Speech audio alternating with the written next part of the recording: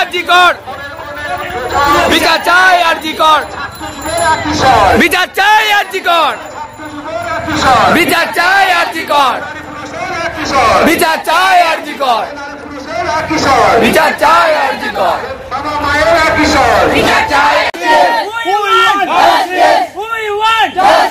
Justice for Arjikar! Justice for Arjikar! Justice for Arjikar! Justice for Arjikar! পাড়ায় পাড়ায় উঠলো ঝড়, Justice for Arjikar! গোটা সুরে উঠলো ঝড়, Justice for Arjikar! গোটা সুরে উঠলো ঝড়, Justice for Arjikar! গঞ্জে গঞ্জে উঠলো ঝড়, Justice for Arjikar! শহরে নগরে উঠলো ঝড়, Justice for Arjikar! গলিতে গলিতে উঠলো ঝড়, Justice for Arjikar! গোটা সুরে উঠলো ঝড়, Justice for Arjikar! গোটা সুরে উঠলো ঝড়। Justice for Arjikar! Kotasur Pallimangal যুব সমিতি ক্লাবের সামনে থেকে আমাদের প্রতিবাদ মিছিল শুরু হয়।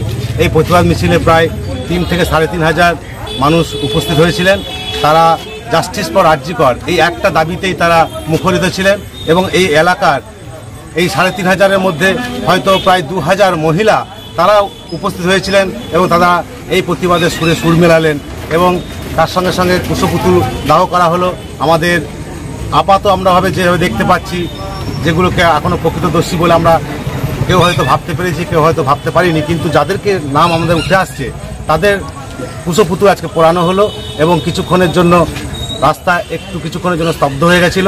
তারপর আবার শান্তিপূর্ণভাবে সেই আমাদের প্রতিবাদ মিছিল শেষ হলো। আপনার নাম? আমার নাম দেবব্রত দাস। ধর্ষিত শুধু হলেন না, তিনি খুনও হলেন এবং সবচেয়ে বড় কথা, এই জিনিসগুলোকে ধামা চাপা দেওয়ার জন্যই কতটি কাণ্ড করা হয়েছে সেগুলো আর বলার কিছু নেই, সকলেই আপনারা জানেন। শুধু আমাদের একটাই কাজ, আমাদেরকে বাংলাদেশ দেখিয়ে দিয়েছে আর পাকিস্তান দেখাচ্ছে, আমাদের সেরকম ভারতবর্ষ দেখাতে হবে। সে যেই নেতাই হোক না কেন, যে রাজ্যেই হোক না কেন, যে দলেই হোক না কেন, আমাদের অন্যায়ের বিরুদ্ধে এইভাবেই গর্জে উঠতে হবে। আর সমুদ্র হিমাচল পথে ঘাটে, ট্রাম লাইনে, ফুটপাতে, সকল জায়গায় আমাদের এইভাবেই বিদ্রোহ করতে হবে, বিপ্লব আনতে হবে, তবেই আমরা ন্যায় বিচার পাবো। আপনারা জানেন সেই মনীষীর কথা, খারাপ লোকেদের হয়, তার চেয়ে বেশি খারাপ হয় শিক্ষিত মানুষের চুপ করে থাকায়।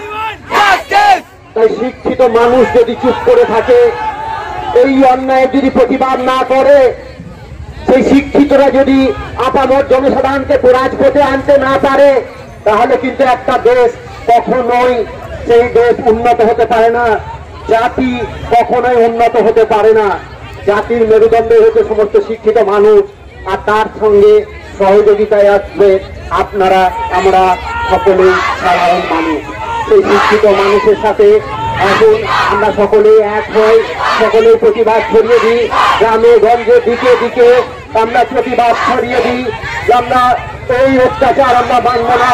আগামী দিনে সে আমাদের মা হোক, ভাই হোক, বোন হোক, মা হোক, বাবা হোক, যে কোনো যেখানেই হোক না কেন, তারও প্রতি যেন এইরকম অন্যায় অবিচার না হয়, আমরা সেই প্রতিবাদ আমরা দিকে দিকে ছড়িয়ে দেব। আজকে সকলেই আমাদের সঙ্গে আছেন, আমাদের সত্যি খুব ভালো লাগছে। তাহলে এখানে একটা দেখেছি প্রতিবাদ সভা, আজ এখানে একটা প্রতিবাদ সভা, সত্যি সকলে স্বতঃস্ফূর্তভাবে যেভাবে অংশগ্রহণ করেছেন আমরা অভিভূত। সেই সঙ্গে আমরা অশেষ ধন্যবাদ জানাই আমাদের ময়ূরেশ্বর থানার প্রশাসনকে, যারা আমাদের এই প্রতিবাদটিকে সুষ্ঠুভাবে পরিচালনা করতে সহযোগিতা করেছেন।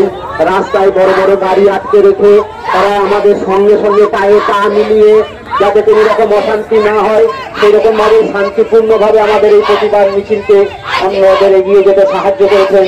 তাই ময়ূরেশ্বর প্রশাসনের পক্ষ থেকে আমাদের এই কমিটির পক্ষ থেকে অশেষ অশেষ ধন্যবাদ সকলকে। তবে আমাদের কিন্তু এরকম ভাবে চুপ করে গেলে হবে না, আগামী দিনেও আমাদের এই প্রতিবাদ আমরা বজায় রাখবো। আমরা সুন্দর দেশ গড়ে তোলার জন্য এই প্রতিবাদ চলবে। আগামী দিনে এইভাবে আমরা প্রতিবাদ করে যাব, এই আশা রেখে আমি আমার বক্তব্য শেষ করছি।